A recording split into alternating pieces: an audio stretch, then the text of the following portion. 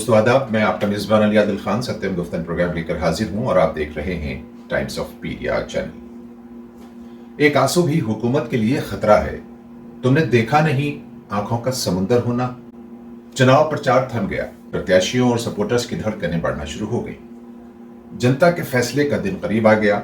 हमको भी अपने विश्लेषण के लिए इस वक्त का इंतजार था। हालांकि सभी पार्टियों के लिए 4 फरवरी की रात करो या मरो की रात रहेगी। 5 फरवरी को कई बीमार और बुजुर्ग वोटर्स कुछ नौजवानों की पीठ पर बैठे हुए भी आपको दिखाई देंगे, जिनको कभी खाट पर बैठाने की जहमत नहीं की थी इन नौजवानों ने। और पोलिंग के दिन का असल काम तो यही होता है। 5 फरवरी मतदान के दिन प्रत्याशियों की किस्मत डब्बों में बंद हो जाएगी और इंतजार शुरू हो जाएगा मशीनों के फैसले सुनाने का। और मशीन वही उगलती है जो उसके साथ किया जाता है। लेकिन उससे पहले कई अलग अलग एजेंसीज अपने सर्वे जारी करना शुरू कर चुकी हैं। कहीं हाँ और कहीं ना की जबानी मोहर लगने लगी है, लेकिन असल फैसला 8 फरवरी को ही देखने को मिलेगा। दोस्तों, सियासत में सेवा के लिए नहीं, सत्ता या रियासत के लिए आया जाता है। सत्ता का नशा सारे नशों से ज्यादा खतरनाक होता है, जिसके लिए शराब नहीं, इंसानों का खून तक पी लिया जाता है। अपने प्यारों और लाडलों का खून कर दिया जाता है। एक बार सत्ता से सुविधाओं और प्रोटोकॉल हटा दो तो पार्टियों के दफ्तर सूने हो जाएंगे। कोई सेवक या प्रधान सेवक मुड़कर भी नहीं देखेगा राजनीति की तरफ। सियासत में सिर्फ स्वार्थ है, यानी जाती मफाद है।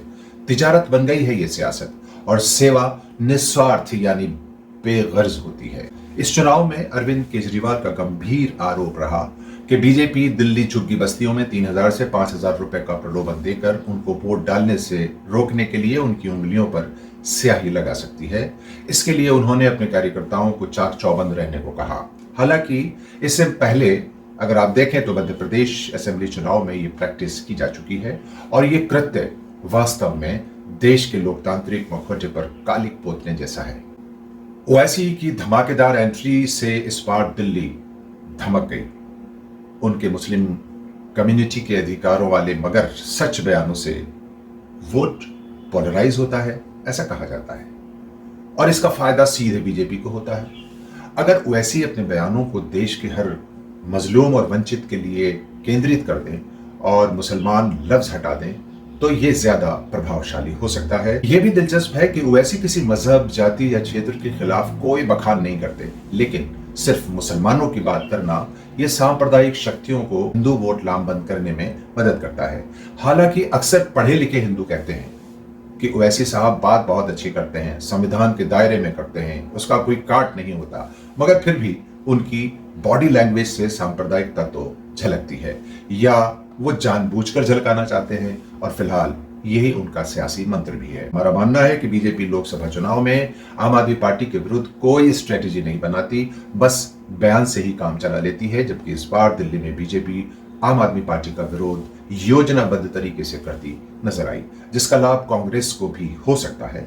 और अगर देशव्यापी कांग्रेस के वोट की घर वापसी होती है तो बीजेपी की महल की रौनक खत्म नहीं तो कम हो सकती है। जबकि बीजेपी को अपना किला बचाने के लिए आम आदमी पार्टी को मजबूत रखना ही जरूरी होगा, और आम आदमी पार्टी की मजबूती कांग्रेस मुक्त भारत के बीजेपी के सपने को देखने में मदद कर सकती है।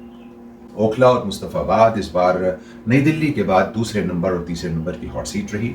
यहां एमआईएम के कैंडिडेट्स ताहिर हुसैन और शफाउर रहमान के चुनाव प्रचार के लिए अदालत से मिली बेल ने इनको काफी रोचक और भावुक भी बना दिया था। हालांकि यहां के अक्सर वोटर्स का मानना है कि इन दोनों के साथ हमारी हमदर्दी तो है, मगर चुनाव भावनाओं से नहीं समझदारी से लड़ना चाहिए। लिहाजा ओवैसी की जज्बाती तकरीरों के बाद भी मुस्लिम वोटर बीजेपी को हराने वाले कैंडिडेट के साथ जाने की बात करता दिखाई दिया। ओखला में राहुल गांधी के भाषण ने कांग्रेस समर्थकों को मायूस किया। उनका भाषण करिश्माई नहीं था, इसका कोई खास प्रभाव होता नजर भी नहीं आएगा। जबकि अमानुल्लाह की जीत का मार्जिन काफी कम हो सकता है। और अगर शफाउर रहमान को सिंपैथी वोट मिल गया तो ओखला की सीट बीजेपी को भी मिलने के पूरे चांसेस नजर आते हैं, क्योंकि 2020 में बीजेपी को यहां से लगभग 59,000 वोट मिला था। अगर इसमें 10,000 वोट का भी इजाफा हो गया तो फिर ओखला की सीट पर चेंज आ सकता है। हालांकि ओखला विधानसभा में अमानुल्लाह की जीत बीजेपी के फायदे का सौदा हो सकती है। दूसरी तरफ कांग्रेस प्रत्याशी अरीबा खान की तमाम तर मेरिट्स के बावजूद उनकी जीत का इम्कान काफी कम है। बीजेपी भली भांति जानती है आपका डाउनफॉल, कांग्रेस का उठान बीजेपी की पतन की अलामत होगा। कोई पार्टी हारे कोई जीते, अवाम को ज्यादा फर्क पड़ने वाला नहीं है, जैसा कि ये बात आमतौर पे कही जाती है। और एक बात साफ है, वो ये कि जिन सीटों पर कांग्रेस अच्छा चुनाव लड़ेगी वो सीटें बीजेपी के खाते में जाने की संभावनाएं बढ़ जाएंगी, और अगर कांग्रेस बहुत अच्छा लड़ी तो 4 से 7 सीटें कांग्रेस को मिल भी सकती हैं। कहा यह भी गया है कि इस बार कई कांग्रेस उम्मीदवार बीजेपी की पसंद पर सिर्फ आपको हराने के लिए खड़े किए गए थे। हालांकि ये बात बीजेपी और आपकी सियासी केमिस्ट्री से मैच करती नहीं दिखाई देती। आरएसएस ने बहुत समझदारी से कांग्रेस वोट को आपके लिए शिफ्ट कराया था। आज उसी वोट को फिलहाल दिल्ली असेंबली में आम आदमी पार्टी से कांग्रेस में ट्रांसफर किया जा रहा है। दूसरे, इस बार बीजेपी की चुनाव स्ट्रेटेजी में हरियाणा और महाराष्ट्र के प्रयोग को दोहराया गया, यानी किस विधानसभा क्षेत्र में किस प्रदेश और जाति का वोट है, उसी के हिसाब से अक्सर वहां बीजेपी ने चुनाव प्रभारी बनाए। चुनाव प्रचार के दौरान आरएसएस कार्यकर्ता बीजेपी की उपलब्धियों के बारे में नहीं, बल्कि केजरीवाल की नाकामियों के बारे में ज्यादा प्रचार करते नजर आए। इस बार बीजेपी दिल्ली की 70 में से 54 सीटों पर अपना ध्यान केंद्रित किए हुए है। आपको यहां महाराष्ट्र चुनाव के कुछ बिंदु को याद दिलाना जरूरी है। महाराष्ट्र के प्रदेश बीजेपी नेता देवेंद्र फडणवीस ने चुनाव से पहले ये कह दिया था कि हमने वोट जिहादियों और अराजकतावादियों से लड़ने के लिए यानी आरएसएस की मदद ली है। इस रणनीति के तहत इस बार दिल्ली में भी आरएसएस को आपके खिलाफ दुष्प्रचार के लिए लगाया गया है।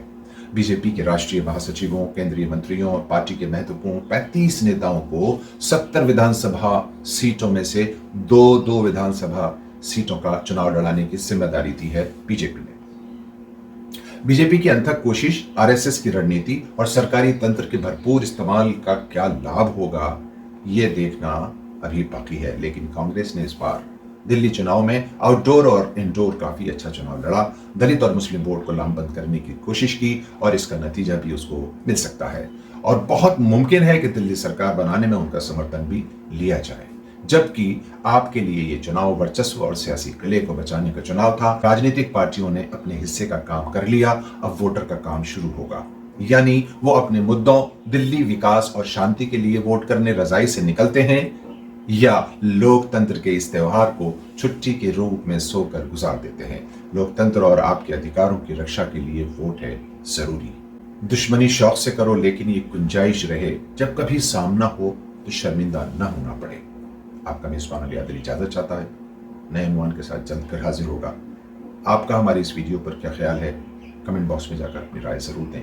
हो सके तो चैनल को सब्सक्राइब करके वीडियो को लाइक शेयर करने की मेहरबानी फरमाएं। शुक्रिया।